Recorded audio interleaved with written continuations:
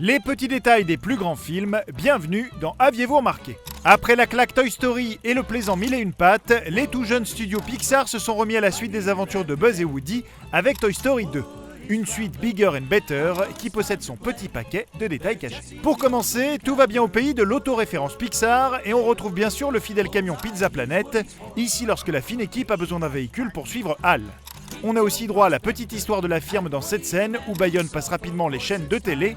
On peut apercevoir brièvement plusieurs images de courts-métrages Pixar comme Tintoy, Nick Nack, Luxo Junior, Le Rêve de Rouge ou encore le tout premier logo des studios ici. Et en parlant de la célèbre lampe Luxo, elle est visible dans les étoiles là, dans le générique de début. La balle qui l'accompagne assez régulièrement apparaît elle aussi à la télévision ici, tout comme ce nounours rose qui servira plus tard de modèle à Lotso dans Toy Story 3.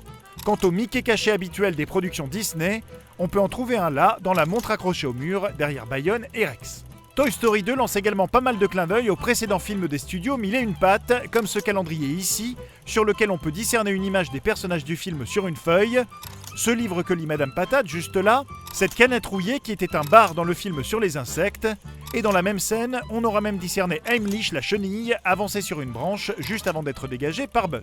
On aura reconnu que cet arbre-là est identique à celui de Mille et une pattes, et que le canyon extraterrestre au début de Toy Story 2 était à l'origine un décor de rivière asséchée pour Mille et une pattes également.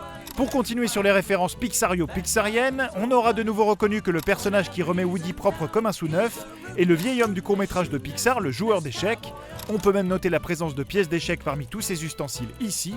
Et par ailleurs, l'adresse visible sur la tablette est la véritable adresse des studios Pixar à l'époque, où ils étaient à Richmond, en Californie. Une ville que l'on retrouve sur l'emballage du jouet Zorg, où l'on peut lire « Imprimé à Point Richmond ». Si vous tendez l'oreille lors de la séquence finale à l'aéroport, vous pourrez également entendre le speaker annoncer le vol A113 de la compagnie Lasset Air, référence bien sûr à l'un des fondateurs des studios John Lasseter, mais aussi au numéro de la salle de cours de l'univers Cal Arts, cher aux petits gars de chez Pixar. Et vous voyez la date du 12 janvier 57 affichée sur cette couverture de Life, eh bien c'est la date de naissance de John Lasseter, encore lui. Mais Toy Story 2 s'amuse aussi à référencer d'autres grands films de la pop culture, comme Star Wars entre autres, avec la relation entre Buzz et Zorg, ou avec cette scène où Rex court derrière la voiture, qui reprend exactement une séquence mémorable de Jurassic Park, ou encore de nouveau au début, lorsque Buzz saute sur les différentes plateformes et que celles-ci reprennent le fameux thème musical de 2001, ou encore Ce n'est pas fini, ici, où on peut voir que le laser de Zorg va jusqu'à 11, clin d'œil au cultissime Spinal Tap et ses amplis allant jusqu'à 11.